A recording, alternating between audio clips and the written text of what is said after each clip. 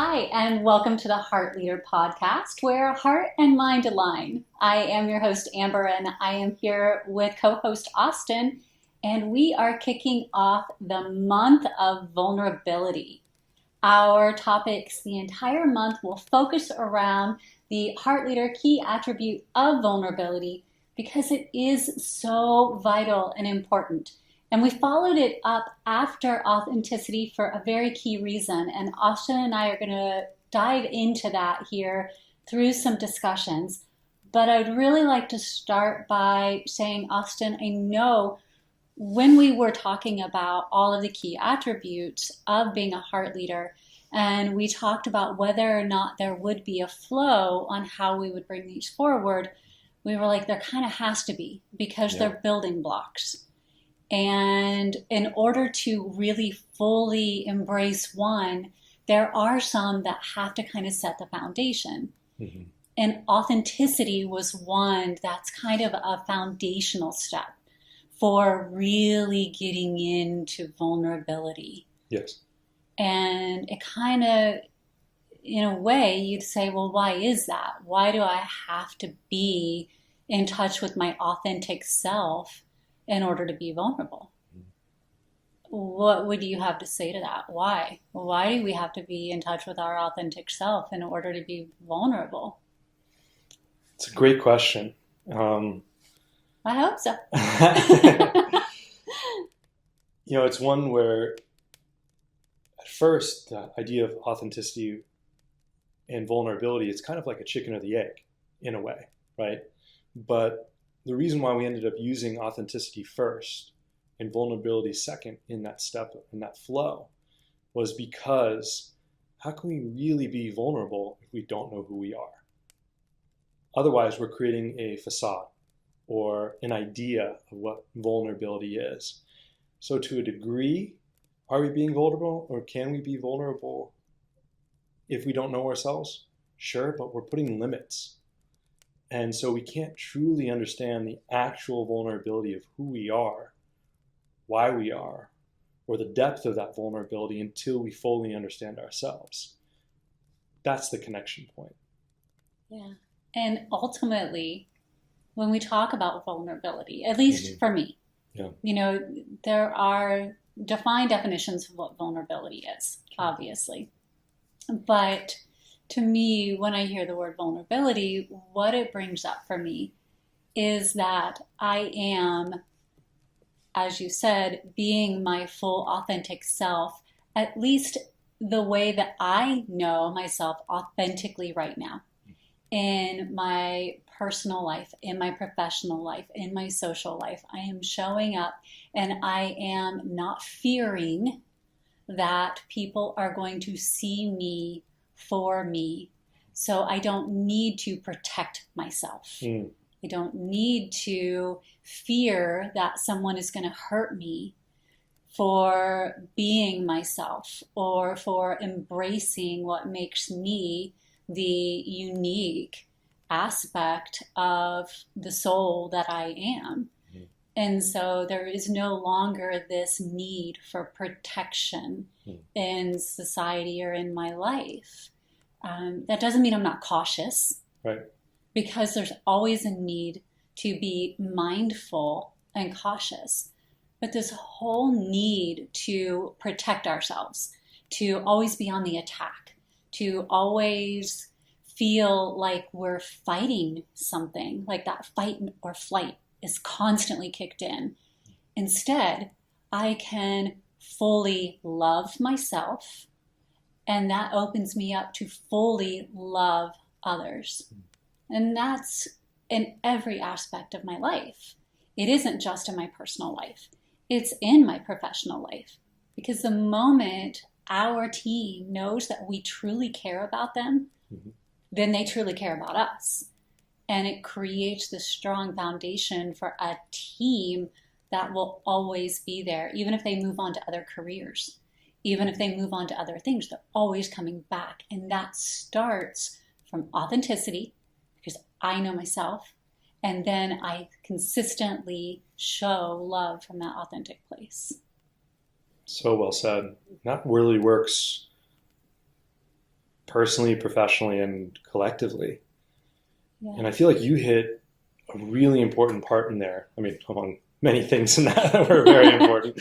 But one that really stood out to me was you said a strong foundation. And I feel like, even to dissect it even more, the word strong is really important.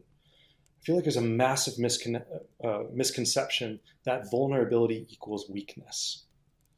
And so if we can start flipping the script on that and recognize that vulnerability is actually, in truth, strength, then we can really understand who we are personally, professionally, and collectively. Because it takes strength to understand who we are. It's easy to put up a facade and pretend to be something else, pretend to be someone else, pretend to be anyone or anything around us. True strength is in understanding self, because no one's ever done that before. No one's ever has. We talked about this in authenticity last month, right? Yeah. No one has your perspective. No one has the life that you lived. So it takes strength to be that, to witness that, and connect with that within oneself. Yeah, it really does. And I know, speaking from a career that I once had, where the way I looked was product, right? Mm-hmm. And so I would either be accepted or rejected, often just based on what I looked like. Like, they didn't even know me. They knew nothing about my life.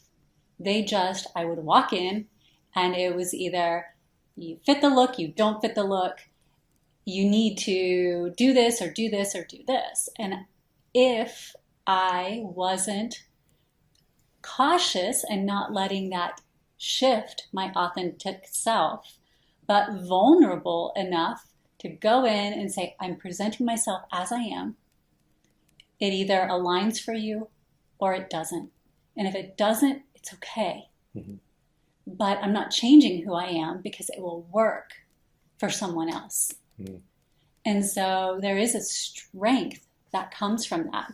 When I first started in that career, I did not have that strength. I would come home after every rejection and I would cry and I would be heartbroken, and I would feel like it was a personal slight on a professional response. Mm.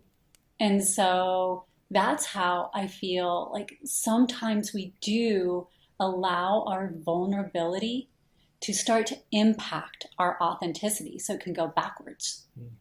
And we can start to go, oh, let me then instead turn into what they want me to be, so that I can fit into this career, or I can fit into this role, because I don't want to hurt the way I hurt when somebody rejects me like that. Mm. It almost sounds like, well, first, thank you for being vulnerable and sharing that story. That's important, because I'm sure a lot of people can connect with that in many, many ways. I mean, that's very common, sadly, these days. I mean, when it comes to professional or even dating apps, I mean, it's all centered around what you look, not who you are. And, it's all swiping. And so I can almost guarantee anyone listening to this right now has had some version of that. So I appreciate you bringing that forward, finding a connecting point that we can all understand. But I feel like what I heard from what you were saying, which is something I actually hadn't really viewed it from this perspective, and maybe we can, I'd love to get your perspective on this. We talked about how things like authenticity and vulnerability can be tools or weapons. Yes. And I hadn't thought about that, and where vulnerability could be almost, in a way, could be used as a weapon because it's accessing our insecurities. Yes. And so how does someone differentiate insecurities and vulnerability to recognize that, no, this is not a weapon that hurts oneself, but how do we turn vulnerability into a tool that can create strength within oneself? Yeah, and it's a really great opportunity to highlight our insecurities. Mm. So if we look at it that way, and that's how I had to go about it. So each time I would get a no, you're underweight for the role. No, you're overweight. No, you're too tall. No, you're too short. No, you're not pretty enough. Like it was always about my appearance. And so growing up, very insecure about my appearance, which I know a lot of people kind of navigate through that that layer of insecurity. You know, it might not be your whole appearance. It may be one aspect or two aspects of your appearance. But if you're going to put yourself into a position where you are the product, you better be ready for that nerve to get struck over and over again. And in the beginning, I definitely wasn't. But what it created for me was an opportunity to stand back and be in witness of my insecurities. And it could either take me down or I could use it to say, okay, so then how am I going to embrace that part of myself? How am I either going to, if I don't like it, shift it so that I can do something about it, or just realize that that's a beautiful, unique part of me that makes me who I am. And that role that I was going for may not have desired that, but there will be one that'll be a perfect fit for. And so I just need to find where my part of the puzzle clicks in. And I think that that's a tool that we can all use, where instead of thinking that we need to fix something about ourselves, because it's not broken, maybe it could be adjusted to help us feel more comfortable, or maybe it doesn't need adjusted. Maybe it doesn't need anything. We just need to learn to find the beauty that's in it. You know, there's always room for growth and expansion. But to change something, to feel like, oh, that's just broken and we need to change that, then that's taking away part of our authenticity. Because that brought us to the place where we could even observe that there was something to shift in the first place. Yeah. And so we need to honor the beauty and what got us there first, and then choose to shift it instead of feel like it's broken and it needs fixed. So that's where I think being vulnerable can help greatly. Excellent. Yeah, that makes a lot of sense. That's a great way to differentiate vulnerability and insecurities. That the tool of vulnerability is taking that step back, as you were saying, and witness or be an observance of the experiences that you have, which are insecurities. And from that place, we're actually seeing ourselves, and we can say, okay, I can overcome that and find the strength in that. Or I can allow that to determine my identity, and I can lose myself through that process. So I really like that. I think that makes a lot of sense. Yeah. Well, and I know we just navigated through kind of a very vulnerable thing for me recently. I'm not always the best at asking for help. So if we're going for vulnerability and me being vulnerable here, I'm going to go all out here. Right. I am not the best at asking for help or even receiving it. And so I have placed a lot of focus on navigating through that recently. And as my partner, I came to you and said, hey, I'm navigating through this. I'm going to be very vulnerable here. I could really use your help in this area. And then, bam, I was met with something that I honestly did not expect. Not an uncaring response, just an unanticipated response. And I know when we are being vulnerable, sometimes we have expectations of the outcome. Right. And that can send us right back into protective. Right? And so when that happened for me, because that is exactly what it triggered, I was vulnerable and I'm like here, and then you had an unanticipated response that kind of sent me back into, oh, I need to be protective because that was not what I anticipated.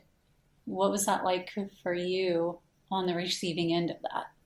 If you're willing to be vulnerable and share, because it happens. It was a good opportunity for me too.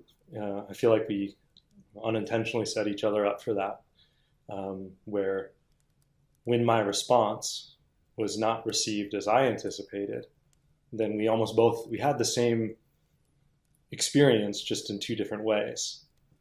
And so, it kind of reminded me a lot of what you and Reverend Poole were talking about, where sometimes when we're communicating, we all of us have this. Sometimes we talk, and then we're already thinking about what we want to say, and sometimes we'll even set ourselves up. We'll ask a question, not to hear someone else's response, but just to be able to just to show that we know something about the subject, or hey, I've done it myself. I understand, not like seeking to be intentionally crafty by any means, but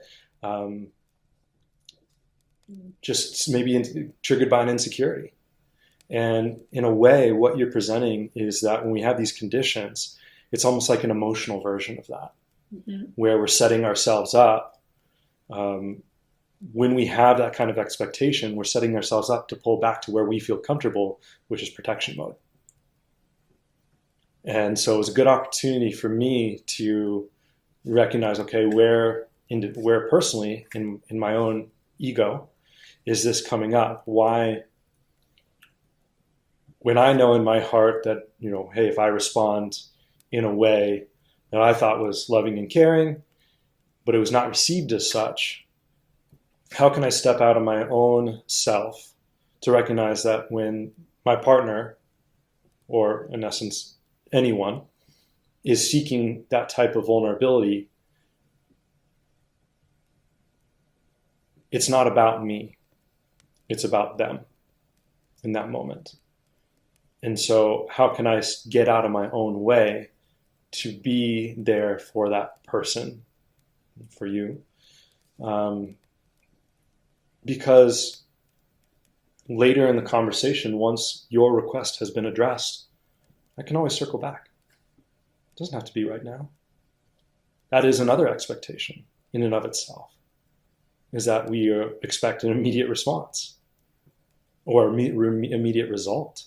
Yes. And so we're just putting expectation on expectation upon expectation.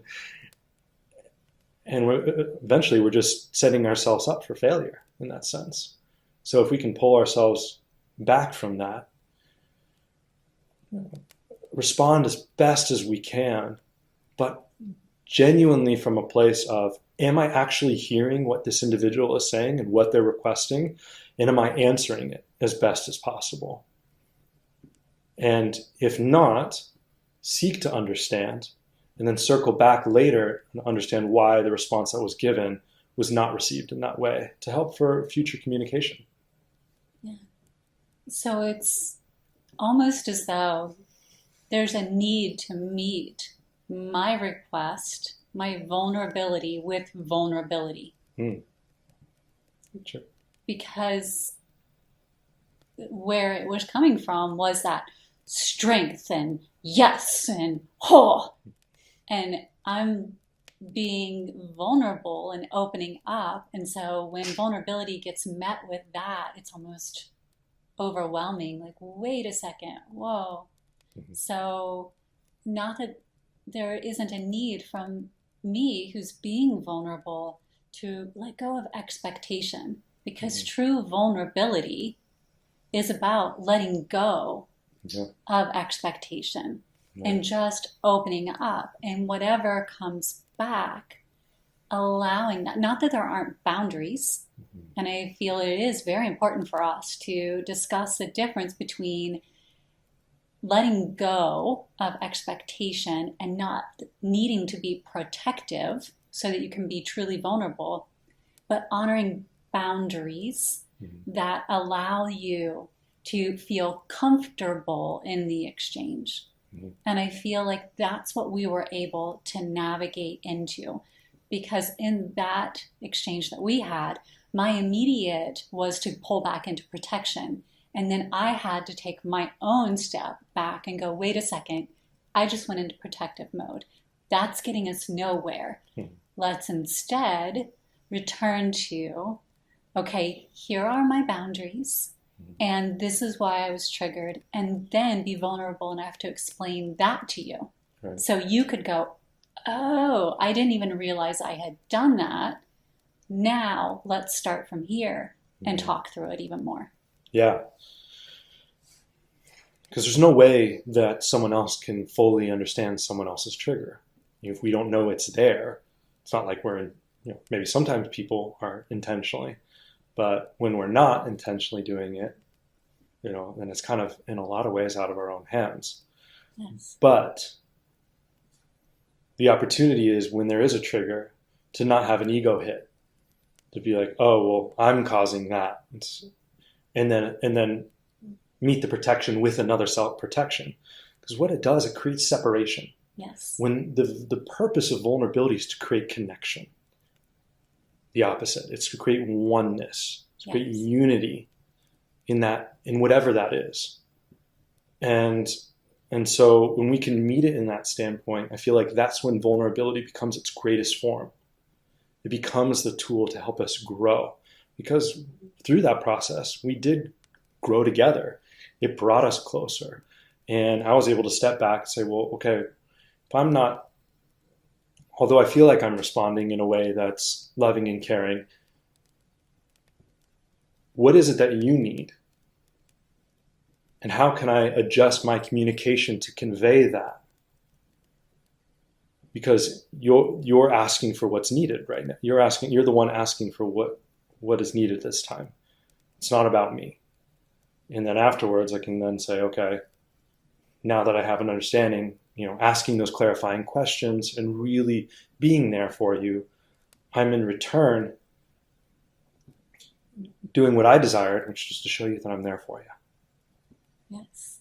And it doesn't have to be an ego approach from that standpoint, just by simply responding in vulnerability and connection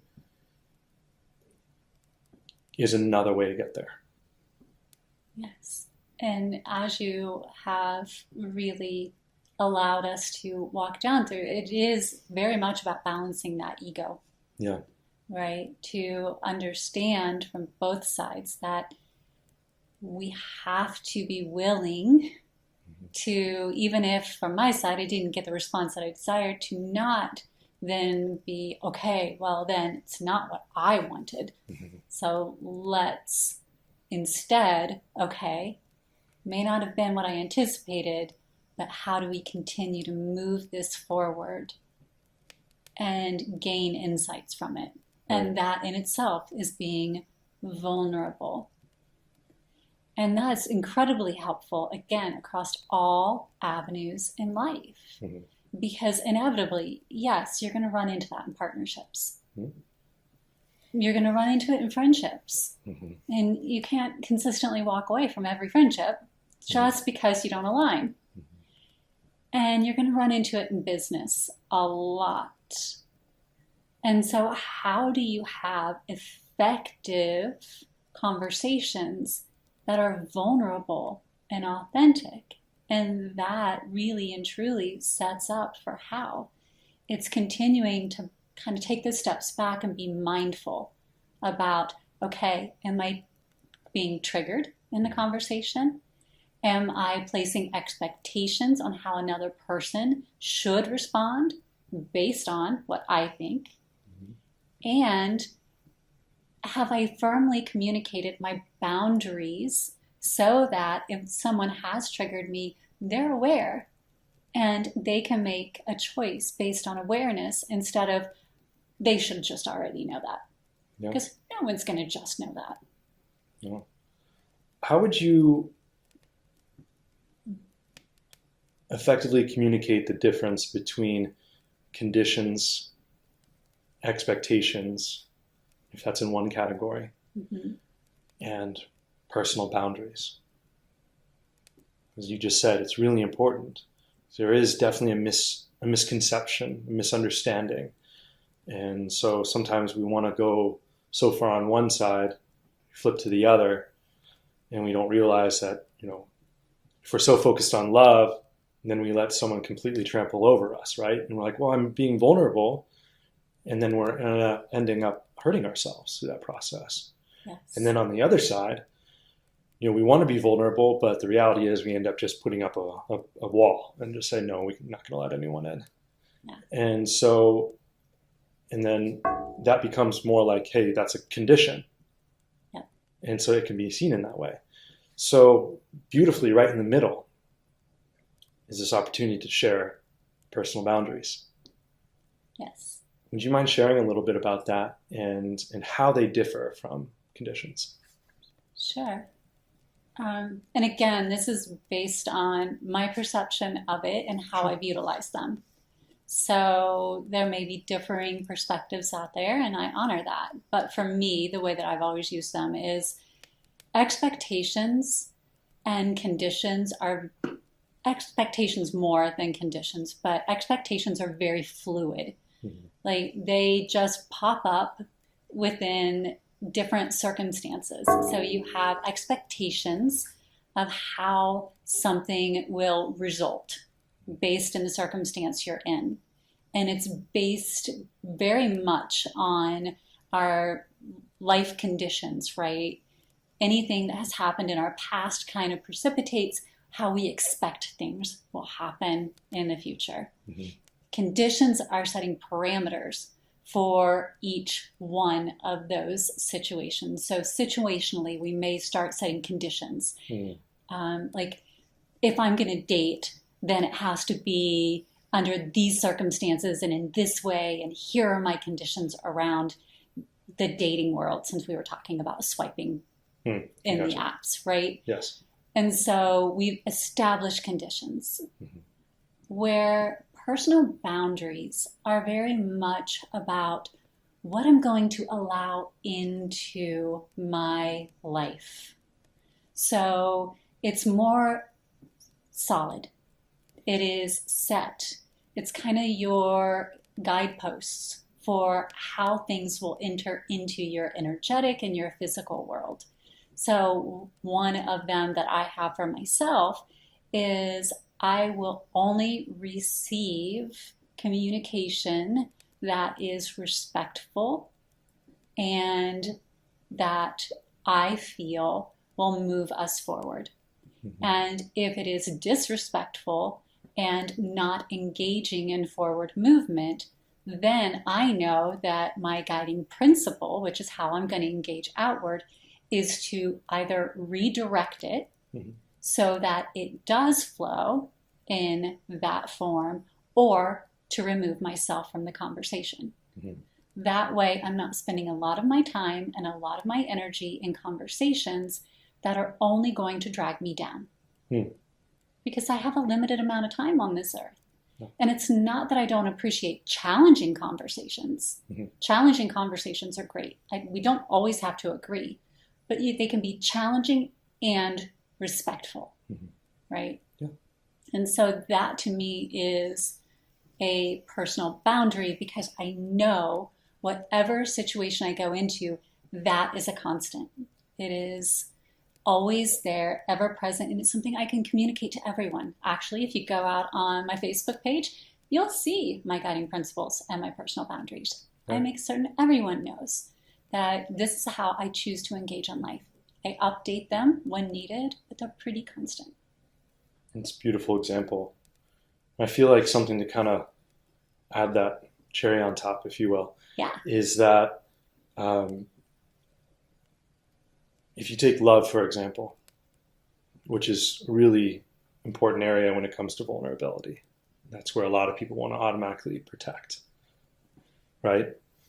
When we have conditions, then we're adjusting how much love we're sharing. But when we are holding our personal boundaries, it's not adjusting the love.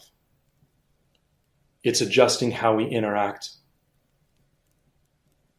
through love, with love. And I feel like that's such an important part that is hard for everyone to understand, because I know I struggled when creating my personal boundaries at first. I was like, well, I don't understand how they can be, why are they not connected? And the reality is that love doesn't have to be limited. Experience can. Yes. We can still be extremely loving and love someone else and still hold our boundaries. And that's our way of feeling and being strong in who we are. That's us honoring our authentic self, being vulnerable, having strength in our vulnerability to express that, and then still being the loving being that we are by loving them, that person or those individuals, for however they choose to respond to that or receive that in any way, shape, or form. Sometimes, in many ways, it's a great litmus test. Because if we're willing to share it and someone in our life isn't, that's a good way to know, well, does this person really love me for who I am? Are they honoring my authenticity? And is this someone that I truly desire to be around if they're not honoring who I am? And that's a tough question to ask. I mean, talk about being vulnerable, especially when it's someone you care about or someone you've been around for a long time. Mm-hmm. When you have that realization of authenticity and that vulnerability, and you recognize that maybe someone close or people close to you haven't been seeing you in that light or responding to you in that, it's definitely it takes strength to truly love oneself, to say, this is not how I desire to be treated. Yeah. Well, and I know that in what you're saying, just to be clear, it isn't that you begin to start navigating people out of your life who aren't willing to allow you to be your authentic self. Once you start to begin to be vulnerable with them and allow them to see you, I think it's only natural that many people will be like, hey, this is the first time I'm actually seeing you. Who are you? What is going on here? Because there is kind of a growth period that happens where if you're embracing your authentic self, then you're starting to be vulnerable enough to show up as that authentic self. It's only going to be natural that people who have never seen this side of you, because you've kept it hidden away, are going to be a little bit confused about where this whole new you came from. So giving them time to adapt and allowing them to be vulnerable and share with you hey, it's utterly confusing me because the you that I knew didn't do this before, so help me understand. It opens things up to very vulnerable connections and can actually deepen the connection. But if they don't cross that threshold, if there just isn't an alignment, once you begin to really exchange in that way, then there is also a level of vulnerability that could occur where you just decide that, hey, I was pretending to be something I wasn't in order to fit into your world. And now maybe I was just not meant to be there. And it's okay to have those types of authentic and vulnerable conversations too. It doesn't mean that you don't still love and care about each other. It's just being willing to have the conversations so that you don't have to pretend to be something you're not in order to be with somebody that you care about. Right. Maybe there's a middle ground that once you start talking, you find ways to merge your two ideals. There's so many different approaches. So I just desired to piggyback and make certain that we're clear that we're not saying you have to walk away from people or anything like that. It's just, hey, just have the conversations. Right. No, really well said, and I appreciate you providing that clarity, because that is such an important step in understanding. And the whole point of this long form, conversation in this way is to be able to discuss these kind of things, because it can be lost, and that's a critical aspect. So thank you. Yeah, of course. And I feel like a large part of that is being present in any conversation that you're in too, because from my personal experience, a lot of the protection mode, even when I went into protection mode with you, it was because I was triggered from from a lot of things that had happened in my past.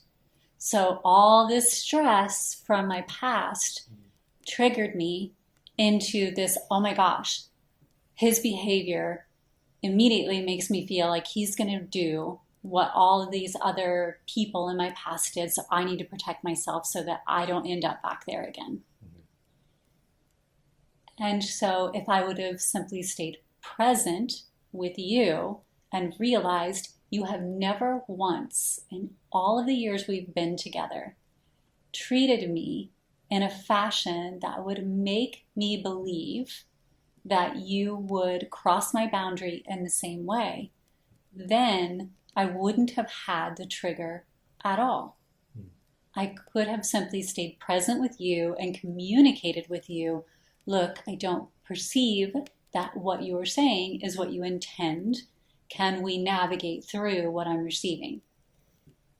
And so in order to truly remain in that connected and vulnerable space, it does take a lot of practice of staying present and being aware of our triggers, being aware of those insecurities that immediately cause that stress response, that anxiety response, what's going to send us forward into the future and stress us out about what's coming up, what's going to send us backward and cause us depression or any kind of anxiety about how we've been treated in the past. And we're automatically going to make that what you're going to do.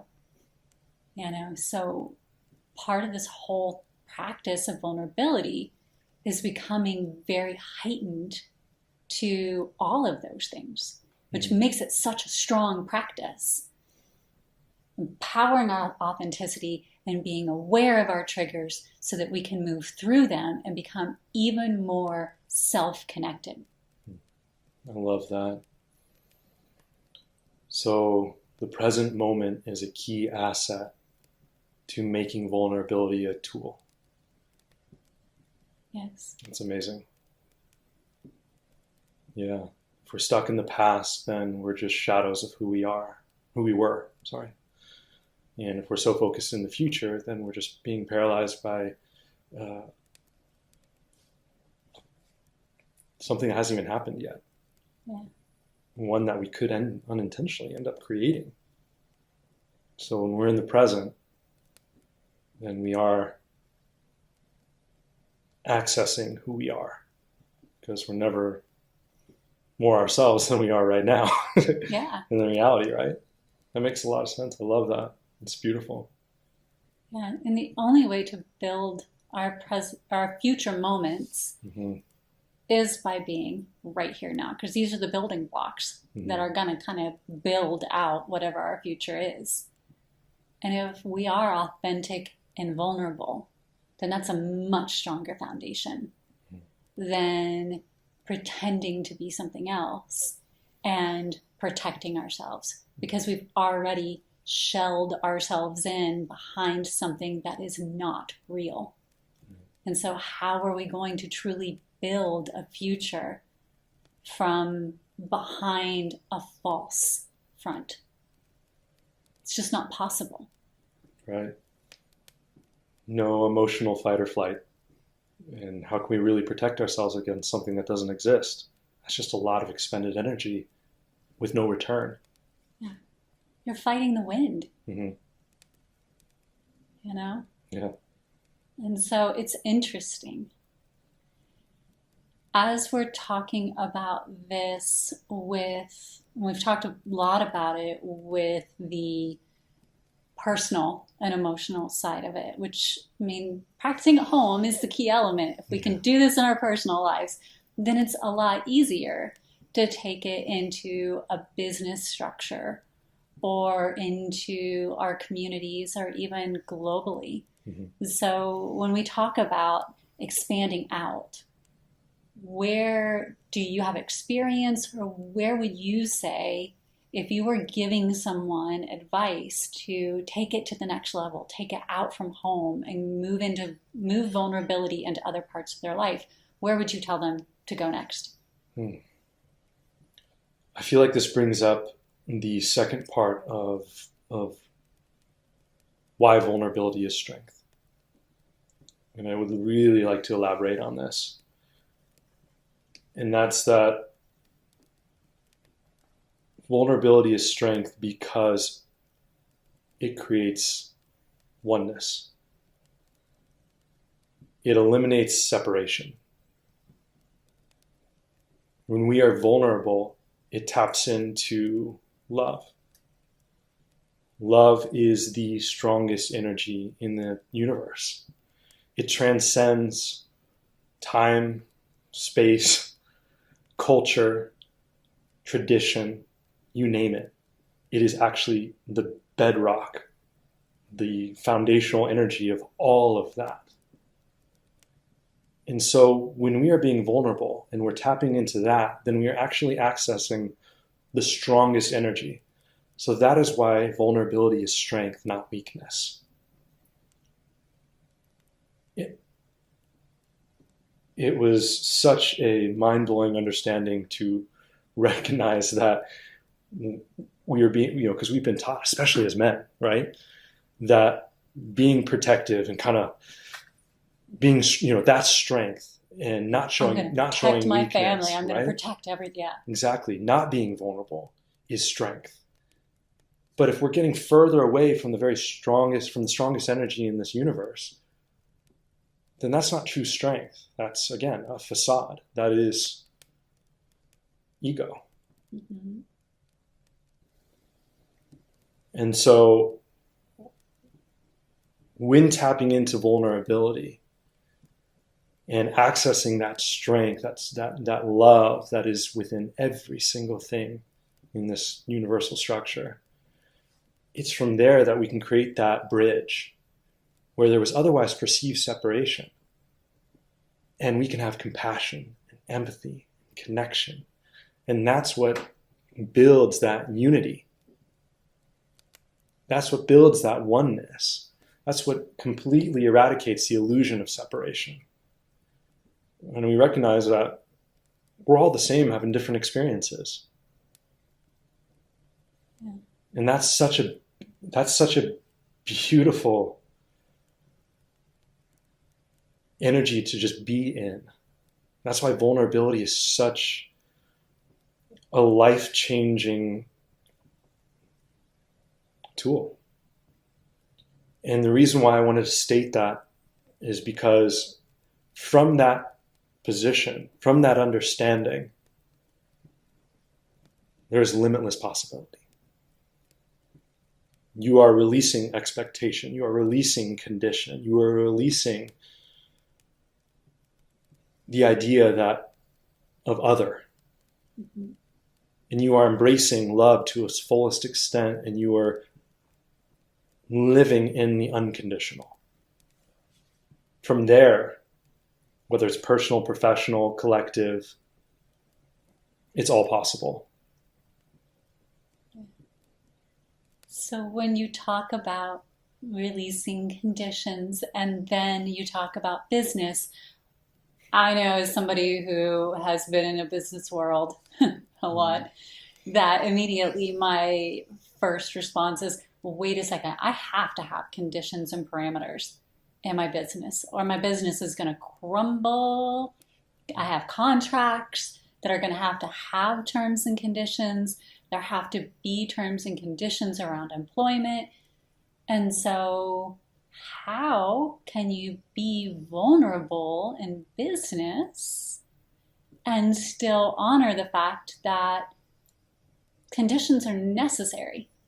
Kind of seems like you're in a no-win situation if being vulnerable means no conditions, but I have to have conditions in order to run an effective business. So are we saying that in order to be vulnerable, you never have conditions in order to set up a structure that requires them? Or are we saying something different? Just so we can be clear. Sure, it's a great point.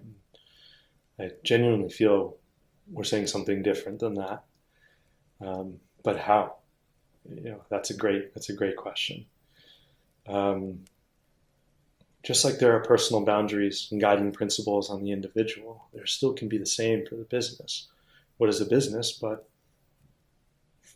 forming from individuals? And so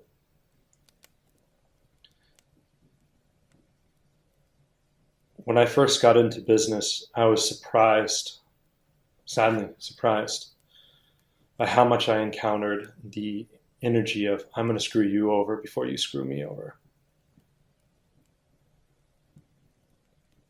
That was not a fun, when I was kind of bright-eyed, looking to make a difference in the world, young, excited.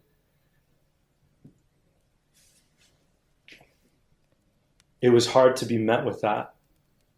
And then the questions, how do we continue to evolve? How do we innovate? How do we make the world a better place if that is the energy? To me, that's a condition. If you do this, then I'll do this. And that's not what we're talking about. We're talking about evolving from that, shifting from that, recognizing that we can still be loving and conscious and aware in how we approach things, while still having logical boundaries on how they will be executed. But again, it goes back to clarity of communication. If they're communicated up front and all parties are understood, then it's no longer a condition, it's an agreed upon understanding. Yes. Then there's no BS. There's no shadiness. There's none of that negative energy that pulls other people down to lift oneself up. If we do that, then all we're doing is just hurting ourselves. When we recognize that there's opportunity for wins all around, then it's no longer about conditions. To me, that is living in that love, because you're seeing them and they're seeing you. That is vulnerability in action. It becomes about well-communicated agreements among a team. Mm-hmm. Even if it is that you've gone to a third party, the moment you make that contractual agreement, it's a bond. It's now a bond, mm-hmm. and no longer a condition. And so as you move through that in an open and vulnerable and well-communicated fashion, mm-hmm. then if something cannot be met, then instead of it getting ugly and suing and all of these very uncomfortable things, are there other alternatives? Maybe that will ultimately be what has to happen. We don't know. But are there other options? When you're vulnerable and you're communicating, you're consistently seeking solutions between a team mentality instead of, as you said, an us versus you mentality. Mm-hmm. And so it isn't that there aren't defined items that we all contractually agree to. It is that there are, instead of having expectations that are not communicated and we're not in it together, it is instead being vulnerable enough to see that we are all in this together, whether we recognize that or not. Right. So well said. And just as it is on a personal level, in a business level, it starts from the inside to the out, as we've discussed prior, right? Yeah. Start asking, how can we be vulnerable as a team within the company first? Because from there, then we can understand how to be vulnerable in a team outside of the company and create connection through that. Yeah. The most successful organizations I've ever seen have all been about team, connection, understanding, and being all on the same playing field. They all understand what's going on and they all benefit together. And the same goes for communities, Right. right? So I was fortunate to be part of a very small little community when I lived in Ohio. It was the sweetest little community. And we were all always on the same page. We were constantly keeping each other informed of what was going on. And it was always about being there for each other, vulnerable, transparent. If somebody was sick, we would figure out how to bring things to the individual that was sick, but first the person had to be vulnerable enough to say, hey, look, I'm sick and I could really use help from the community. That's something that's fading, at least where I have lived most recently.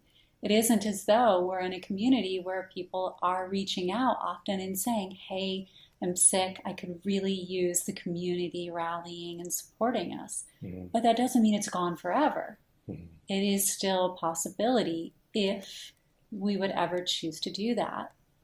These are the things that once we start to build it within our own little spaces, then we can begin to ripple it out. The ripple effect works for everything, right? You get it solid within your space, and then you can start to build it out. And it can ultimately end up impacting our overall approach to living across the entire planet. Right. So what you'd like to see around you, start first with yourself. Yes. And that is the pretense of being a heart leader. Right. Right. As we wrap up here, what do you feel? I'd love for you to elaborate briefly on vulnerability as a heart leader. Yeah. So a heart leader is just someone who leads from the heart in any form in life, whether that's being a parent or a friend, leading their own lives. They're just leading from that heart-centered connection and then engaging the mind and thought and awareness. And so when we do that from that space of vulnerability, then we begin to have that empathy and that willingness to, even for ourselves, give ourselves grace, right? Because often we're so hard on ourselves and we're our own harshest critic.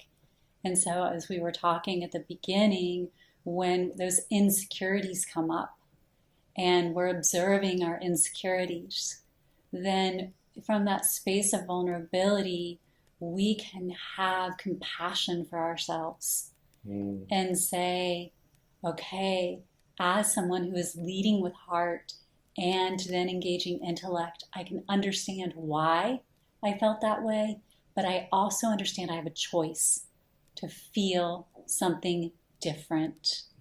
And then as I practice that for myself, I can engage that for others. I can, from a vulnerable place, understand where I may have triggered you. And then have compassion and empathy. It's beautiful. Vulnerability really is our way of accessing empathy and compassion, and our way of showing others that they can be seen and to open the door for others to see us. Thank you all so much for being here with us today as we really discuss what it means to be vulnerable and how vulnerability is true strength through love. This month, our free tool is, of course, related to vulnerability, and we have created an amazing vulnerability journal to really help dive into that. And it really kind of discusses everything from your spiritual life to your personal life and all aspects of self. So when you're diving into vulnerability, you can start to understand where in the different parts that make up you, you can really understand vulnerability at all levels of who you are. And from that point, you can start to really connect your authentic self through vulnerability And then that can bring us on to the next one, which we will discuss next month.